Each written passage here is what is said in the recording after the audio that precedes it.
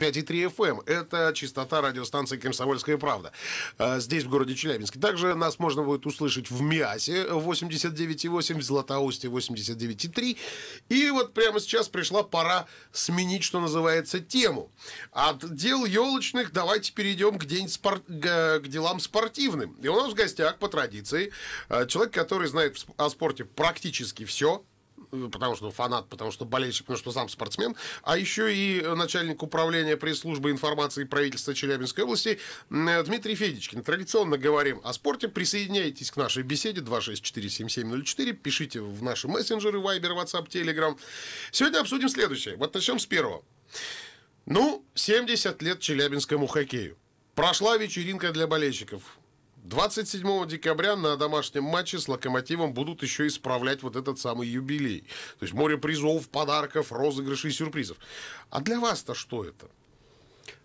Ну, для всей Челябинской области «Трактор» это самый, наверное, крупный спортивный бренд, который существует. Челябинск – это абсолютно хоккейный город, Челябинская область – это абсолютно хоккейный регион, поэтому для каждого жителя Челябинска «Трактор» все равно это в сердце, и это все равно событие.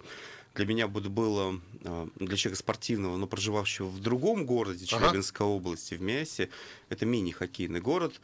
Было удивление, когда перебрался на работу в Челябинск, когда после матча «Трактора» в подразделении, вверенном тебе, даже женщины обсуждают вчерашнюю игру «Трактора» эмоционально, как женщина умеет, почти по-итальянски, да, вот, поэтому этот город живет хоккеем, «Трактор» основа этого, поэтому это просто огромнейшее событие, огромнейший праздник, прекрасная дата, прекрасные мероприятия, которые прошли, впереди две игры 25-27 числа, когда откроют куб, самый большой в Европе, когда состоится две таких важных игры с «Динамо Минск» и «Локомотивом». Ну, такой на пик просто.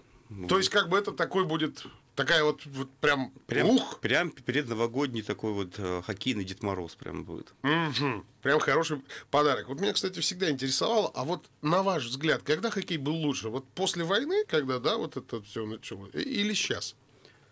Не жил после войны. Но, тем не менее, там по архивным записям, может быть, по каким-то там... Хоккей меняется, хоккей становится другим, может быть, более прагматичным, более силовым. Мне нравится комбинационный хоккей. Я когда смотрю там суперсерию 1972 года, когда играла Советский Союз с Канадой, я испытывал просто сумасшедшее наслаждение от вот этой игры в пас, очень интересно, такой динамичной игры. Поэтому какие-то вещи есть. Но еще раз подчеркну, каждому времени свой хоккей. Сегодня он такой, и другим быть на самом деле не может. То есть это динамично что-то развивающееся. Абсолютно. Ну вот, кстати, советское вот это вот ощущение от хоккея и от матча с Канадой очень, по-моему, здорово передано было в фильме «Легенда номер 17». Да. Когда весь народ там прям вот в едином порыве, и лишь один, я не помню, не Безруков, а кто? Это, да, господи, плохо актер. Разбираюсь в актерах. Я тоже забыл, как Олег Меньшиков, господи, вот.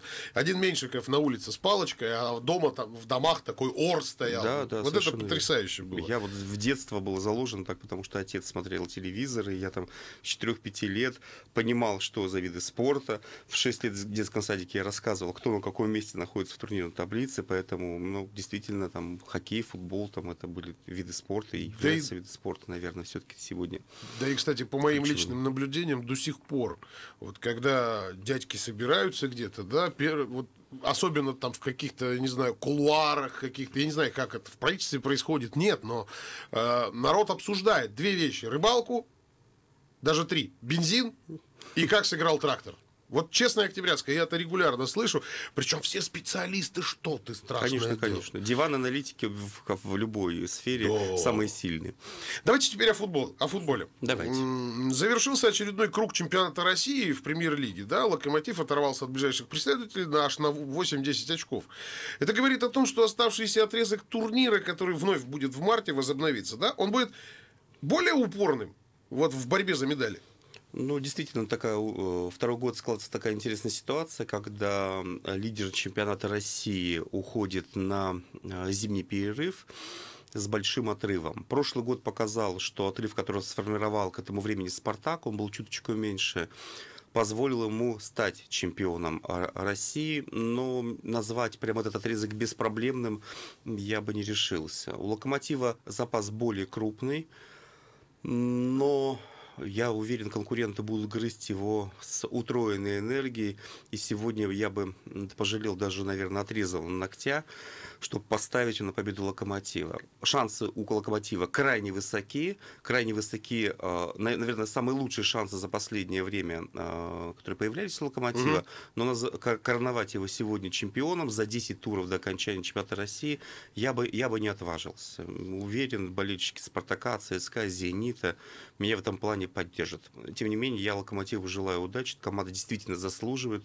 У нее один из самых именитых российских тренеров, уважаемых, гиперуважаемых там в футбольной среде, Юрий Павлович Семин. Поэтому я желаю «Локомотиву» удачи, но пусть эта победа будет выстраданной и завоеванной, и болельщики получат реально такой кайф от футбола. Да, потому что выстраданные победы, как правило, гораздо милее. Друзья, 264-7704 или 8908-0953-953. Это наши номера для ваших сообщений. А можете, в принципе, дозвониться так проще. Задавайте вопросы, спорьте с господином Федичкиным. 264-7704. Задавайте мне какие-то вопросы, несмотря на то, что чайник, да, полный вот в этих всех делах, но тем не менее. Так, в Лиге Европы.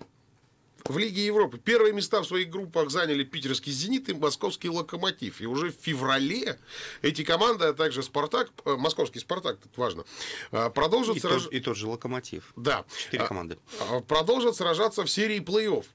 Все команды сыграют дома. Зима, как говорится, нам на руку или не очень?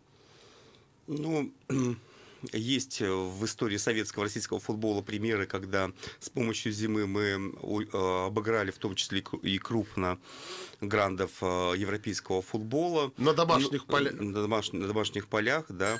И эта тема работает, но обольщаться бы я тоже не стал, потому что потом мы едем на прекрасные поля в Испанию, во Францию и так далее. И злые и более именитые, опытные европейские команды, конечно, будут сделать все, чтобы нам отомстить и за поля, и вообще. И мороза-то там нет, да. 264-7704, доброе утро. Да. Доброе утро. Доброе утро. Меня зовут Рустам, я хотел бы спросить у вас. Вот у нас был раньше игрок, Зарипов Денис, с Металлургом играл. Вот он, там допинг, у него был скандал, он сейчас вернулся в Акбарс и хорошо играет. Как вы считаете, вот почему вот его как бы допустили для игр, да, в СКФЛ, а вот наших олимпийцев там Подкулину, еще кого-то уже не допускают? Спасибо. Спасибо. Спасибо.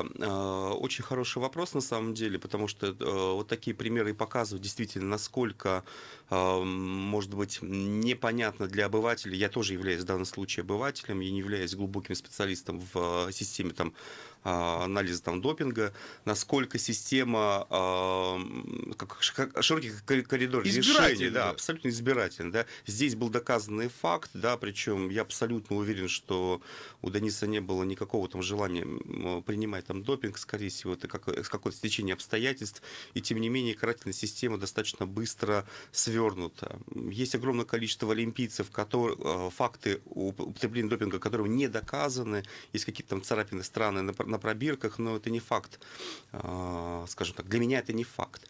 И есть запрет. И у меня вызывает это такое же недоумение, как и у радиослушателя. И я не понимаю, я не знаю, как это можно прокомментировать, не знаю, как можно простыми словами объяснить необъяснимое. Оксюморон. Да, есть такое ощущение. Слушайте, а почему у нас в Москве и в Питере вообще зима, февраль? Да, это же вот, как бы не самые зимние такие месяцы. Почему проводят игры? Мы вписаны в общий европейский календарь, то есть традиционно Лига чемпионов, Лига Европы начинает в середине февраля, возобновляет свои, скажем так, турниры, 1/8 финала, поэтому ждать нас не могут, потому что когда у нас наступит лето, у них уже в Европе будут уже фактически полуфиналы. Но надо отметить, что вот мы шуточкой так относимся, да, к истории там зимы. Мы готовимся к чемпионату мира по футболу, многие арены сегодня имеют самые современные подогревы, значит, искусственные газоны и так далее. И сегодня, конечно, футбол смотреть там в феврале становится более комфортно, чем это было некоторое время назад. Да? Мы все видели там картинки. Особенно вот мне нравится... Кстати, картинки, когда играли в хоккей с мячом. Вот такой не очень популярный вид спорта в Челябинской области, да, совсем, скажем так, непопулярный. Вообще, да. Но было вот радостно наблюдать, когда там мороз 30 градусов, на большой футбольной поляне фактически бегают хоккеисты, и вот эти вот трибуны, эти вот мужчины, которые прячут что-то такое стеклянное в тулупы, да, то есть, но вот это тоже уходит, в историю, да, как и советский хоккей, такой комбинационный, который мы обсуждали сегодня. Становится комфортно. В стадионах, может быть, медленнее, чем нам хотелось, но действительно пребывать рано или поздно будут на этих объектах хорошо. Понятно. Спасибо. Спасибо. Продолжим общаться через несколько секунд после небольшой рекламы.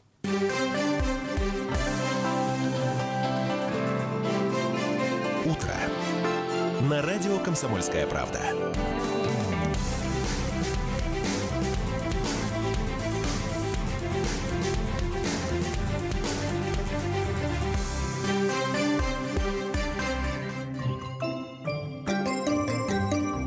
Реклама.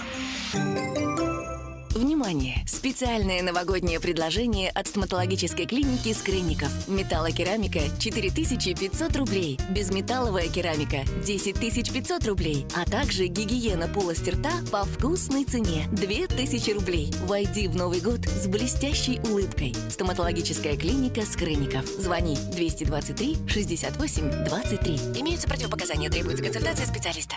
Новогодний номер «Комсомолки» оживет прямо у тебя в руках. Скачай бесплатное приложение, наведи камеру смартфона на материал со специальным значком, и ты увидишь поздравления Дмитрия Нагиева, Филиппа Киркорова и других звезд, пророчество Ротшильдов на год грядущий, неожиданные способы продлить молодость, первых избранников знаменитостей, а также гороскоп карьеры и успеха от Павла Глобы и другие сюрпризы живого номера. Не пропустите. В продаже с 21 декабря. Привет, ребята! Это я, Нолик. Ждем вас на Фикси-шоу. Мы с фиксиками придумали такое. Обещаем самые невероятные приключения. Новая программа. Фиксики играют в цирк. Новогодний интерактивный спектакль для детей и родителей. Фикси-шоу. 5 января. World Trade Center. Категория 0+. Телефон рекламной службы в Челябинске 266 69 88.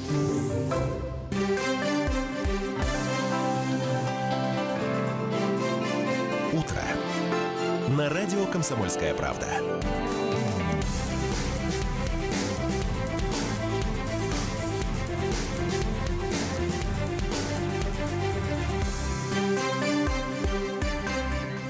Итак, друзья, по традиции, прямо сейчас на радио «Комсомольская правда» мы, в смысле, это я, Андрей Белоусов, и начальник управления пресс-службы информации правительства Челябинской области Дмитрий Федичкин обсуждаем спортивные события.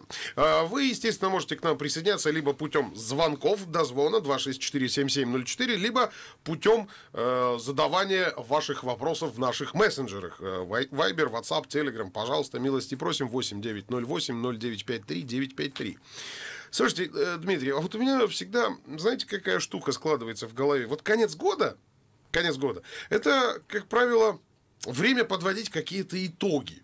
Вот что вам запомнилось из выдающегося, что случилось в нашем южноуральском, ну и в российском, наверное, спорте? Вот так. Ну, событий было на самом деле огромное количество. Я, наверное, несколько таких вот, для меня таких знаковых, наверное, бы отметил. Наверное, бы отметил успешно, я бы, наверное, даже применил бы формулировку «триумфальное возвращение» Анастасии Беляковой в бокс. Так. Девушка после травмы такой серьезной. Ну, кто помнит историю на Олимпиаде, когда она фактически выступала в финале с сломанной рукой. Вернулась, победила.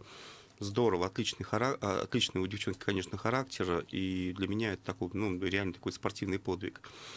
Не надо забывать, что у нас в прошлом сезоне, пусть не хватило одного шага до победы, но завоевал серебро Магнитогорский Металлург в Кубке КХЛ, показывали достаточно очень зрелую игру. И в этом плане я за магнитогорцев очень рад.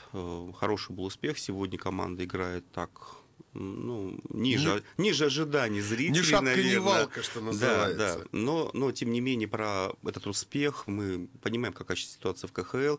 Со СКА соревноваться практически, практически невозможно. Да, там применим формулировку невозможно. Да. Вот, тем не менее, это был очень хороший успех. Для меня, с точки зрения, может быть, спорта, наверное, одно из самых эмоциональных событий, конечно, было это поддержка команды по следж-хоккею, вот, для людей с ограниченными возможностями. Это команда «Метеор», которая поддержана была и правительством Российской Федерации, и спонсорами. Был очень серьезный такой праздник. Это действительно те события, которые очень сложно объяснять словами, это просто надо видеть глазами. Вот я бы, наверное, на этих, 3 ключевых вещах сконцентрировался. Друзья мои, можете дозваниваться и рассказывать, чем вам запомнился уходящий год в плане спортивных событий. Вот что вас искренне порадовало, искренне восхитило. Пишите, звоните 264-7704, либо 8908-0953-953. С большим удовольствием это дело обсудим. Слушайте, а вот еще такой вопрос. У нас же в последнее время в Челябинске, да и в области открывается, прям, мягко скажем, нереальное какое-то количество спортивных объектов. Да бог с ним в Челябинске. Это везде так происходит. Конечно. Отремонтировали стадионы даже в небольших муниципалитетах, в Аргаяшском районе, в Пласте. Я вам больше скажу. Я когда приехал тут в Курганскую область, я ошалел, там дворец спорта у них, в Чистоозере, он вообще навехонький, он идеальный. Там крупные соревнования проходят. По боксу туда звезды приезжают, черт подери. Хорошо, это понятно. Звезды иногда ездят за гонорар, иногда просто так посмотреть, что называется. А как сделать так, чтобы люди пошли на эти стадионы? И в качестве зрителей, и в качестве участников. Ничего здесь нового я не скажу. Должны быть очень хорошие спортивные примеры на высоком уровне, потому что это является самой большой мотивацией. То, что мы видим в своих телевизорах, читаем в интернете про спортсменов, должны быть истории успеха у этих людей. Да? Когда мы говорим о Олимпиаде, я думаю, вернемся сегодня так или иначе к обсуждению Олимпиады. При всех эмоциях, которые мы переживаем, мы понимаем, что это по большому счету формирование примеров для тех подрастающих ребят, которые потенциально могут либо пришли в спортзалы, да, на стадионы, либо туда могут прийти. Вот для меня допустим, я рос, и для меня был кумир Ринат Досаев, вратарь сборной Советского Союза. Все я понимал, для меня есть эталон, и я стремился быть так или иначе похожим на Рената. То есть я шел в спорт, и для меня это было история номер 1 вообще на протяжении всего детства и юношества. И эта схема, она абсолютно работоспособна, и нужно ее развивать. А кого тогда, по логике вещей, из современных, наверное, спортсменов можно также привести в пример? Огромное количество. В каждом направлении у нас есть такие звезды. Если мы возьмем, например, хоккей, Евгений Кузнецов, Евгений Малкин, которые у нас, наши челябинцы, южноуральцы, которые, вы видите, когда приходите на хоккей, когда появляется Кузя, что происходит, как огромное количество детворы, которые подходят, берут автографы и так далее, потому что Женя ходит, когда у него есть возможность на хоккей, и действительно видно, что это вставляет, это действительно кумир. В каждом виде спорта такие есть спортсмены, может быть, не в каждом регионе, видите, у нас не очень футбольный регион Челябинской области, Челябинск в частности. Но тем не менее есть образцы, которые, скажем так, примеры на федеральном уровне, скажем так, игроки достойные подражания, люди, которые очень длительную карьеру ведут, и это понятно, что это люди, которые режимят. Я просто сейчас вспоминаю, я однажды побывал в Серове на каком-то культурном мероприятии, 100 лет назад, и под шумок этого культурного мероприятия отмечал день рождения тренер Константина Дзю, куда, собственно, сам Дзю приехал. Вы представить себе не можете, что там было. Правда, там аж пробка возле этого ДК образовалась. И когда мужчина вышел, я имею в виду самого Константина, там с народом случилась истерика, потому что он же сам житель Серова в прошлом, да, он там родился, вырос, а сейчас-то он где? Я тоже был в Серове, тоже был на культурных мероприятиях, и действительно могу только присоединиться, потому что Дзю тоже такой в хорошем смысле слова культ в этом городе, зал, тренер и так далее, все вокруг этого крутится, и огромное количество детей, которые видели, что из достаточно небольшого города Урала, да, можно пробиться и стать человеком там мирового уровня, Ну там, и при этом сохранить достаточно такую адекватность. Тут я полностью вас поддерживаю. Надо, вот, мне кажется, подобного рода культ как-то и у нас тихонечко Ну, у нас вводить во всех видах Сергей спорта. Ковалев, пример, да, то есть человек, который, в принципе, в боксе добился всего, чего только можно. Сейчас мы это обсуждали. Проще из бокса было бы уйти, чем остаться. Нет, он ставит перед собой новую планку, при этом он не забывает про Южный Урал, часто здесь бывает. Вы знаете, что и он здесь свой центр на текущий момент строит, да, я уверен, что примерно что-то такое подобное, но прям реально такого современного мирового уровня у нас в Челябинской области появится, когда появится центр Сергея Ковалева. Ну и, как вы уже справедливо заметили, давайте зацепим Олимпиаду. Эта тема, наверное, самая обсуждаемая. И, мне кажется, не обойдем мы и в Никуда будущий не эфир, обойдем, только будет да, больше про и больше нее накала. поговорим, совершенно верно. Едем в Корею без флага, без гимна, без символики, без ничего. Главное, лыжи не забыть. Да, как понять-то тогда, что мы, грубо говоря, из России? Вот что такого на себя нарядить, чтобы вот было понятно, что я не просто там олимпийский спортсмен, а я российский спортсмен? Вот как быть в этой ситуации? Флаг георгиевский взять с собой, как вот предлагает депутат Госдумы Воевода. Но вы знаете, мне эта идея очень понравилась. В айкидо есть такая вещь, да, на действие нужно отвечать противодействием, используя энергию твоего противника. Ход с ленточкой – прекрасный ход, я вот оценивал, это прекрасный ход, потому что он, скажем так, может быть, я скажу такую немножко фривольную вещь, но по оценке, по узнаваемости этого символа в России, если не равен, то сопоставим с государственными символами. Все мы знаем, что он означает, многие из нас его носят. Поэтому, если будет такое решение, и оно не будет противоречить принципам каким-то олимпийским, вдруг найдется какой-нибудь принцип сейчас, да, пороются чиновники, значит, в своих документах, и вдруг какой-то найдут какой-то пунктик, за который зацепиться. Это было бы очень-очень хорошее и с точки зрения там, пиара, и с точки зрения государственности решений. Мне оно понравилось. Когда я про него услышал, мне оно понравилось. Я помню, в интернете набрало шухер вот это движение, когда предлагали под советским флагом ехать. Да, то есть тоже был такой элемент, потому что люди помнят. И помнят. Самое, что интересно, помнят люди, и наши люди, и соперники очень хорошо помнят, что означает этот Плюс, флаг. опять же, гимн, там музыка же не изменилась Абсолютно ни капли. сопоставимы, да. В общем, поживем, увидим, что называется. Дмитрий Федичкин был у меня в гостях, и чувствую, что мы с вами еще будем обсуждать тему Олимпиады не раз и не два. А на сегодня спасибо вам большое. Спасибо.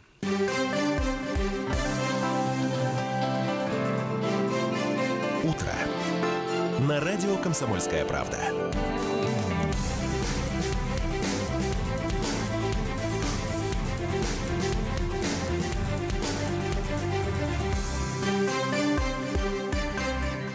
«Комсомольская правда». Более сотни городов вещания и многомиллионная аудитория. Находка 107,2 FM. Тюмень 99,6 FM. Владивосток 90,4 FM. Москва 97,2 FM. Слушаем всей страной. Рецепт приготовления лучшего утреннего шоу от Михаила Антонова и Марии Бачениной. Это очень просто. Берем главные темы из интернета. Добавляем щепотку экспертов. Затем обжариваем главную тему желательно с двух сторон. Периодически приправляем все это мнениями слушателей. Иронию и сарказм добавляем по вкусу. Наслаждайтесь. Утреннее информационное шоу «Главное вовремя» с Михаилом Антоновым и Марией Бачениной. Слушайте по будням с 7 часов утра по московскому времени. Главное аналитическое шоу страны. Михаил Юрьев, Михаил Леонтьев, Анатолий Кузичев. Канонический состав нашей передачи. Они знают, как надо.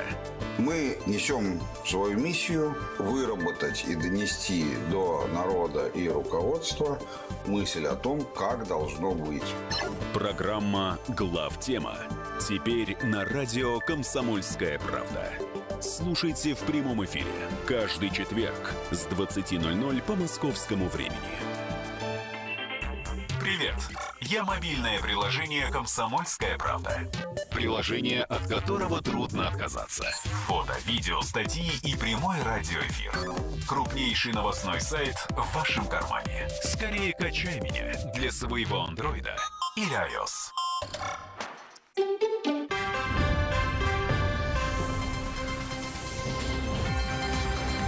В Челябинске 8:30. В студии Юлия Кольцова. Доброе утро. Новости на радио «Комсомольская правда». Самое главное за 2 минуты. Случаев заболеваемости гриппом на Южном Урале пока так и нет. Это данные Роспотребнадзора. Тем не менее, за последнюю неделю выросла заболеваемость ОРВИ до 25 тысяч случаев. Из них в Челябинске 11 тысяч. В целом болеют южноуральцы в 20 муниципалитетах. Однако до эпидемического порога еще почти 12%. Курсируют адено, рино и боковирусные инфекции. Наблюдается также сезонный подъем заболеваемости воспалением легких. Министр экологии Челябинской области Ирина Гладкова удостоена благодарности председателя Совета Федерации Валентина Матвиенко. Награду за многолетний добросовестный труд, большой вклад в развитие природоохранной деятельности и обеспечение экологической безопасности ей вручил сенатор Олег Цепкин. Сама Ирина Гладкова отметила, что в первую очередь это признание значимости тех мер, которые предпринимаются руководством региона по отношению к экологии.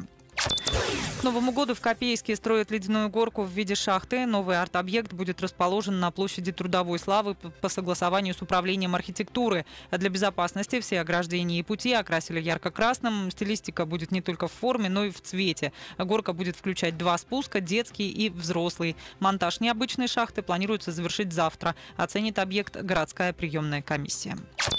В завершении выпуска о погоде прогноз представляет официальный дилер ГАЗ «Юрмасервис». 1-я Томинская улица, 1. В эти минуты в Челябинске -12, давление высокое, 752 миллиметра ртутного столба. В течение дня на Южном Урале ожидается переменная облачность, без осадков. Юго-западный ветер до 8 метров в секунду. В Челябинске будет 4,6 ниже нуля, в Миасе -7 градусов, в Златоусте 6-8 мороза.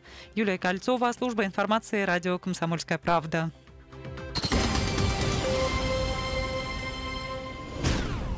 В любом месте, на любой скорости, с любой силой страсти автомобили ГАЗ. Официальный дилер ГАЗ «Юрмасервис». Челябинск, 1-я Томинская, 1. Телефон 232 92 52.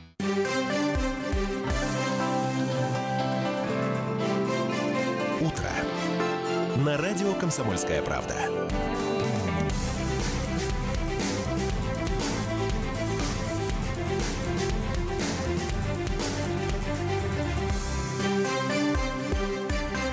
Доброе утро, друзья. Доброе утро. Доброе утро. Это с вами здороваются генеральный директор Челябинской филармонии Алексей Пилымский. Еще раз здравствуйте. Здравствуйте. И художественный руководитель филармонии Владимир Аширов. Здравствуйте. Доброе утро.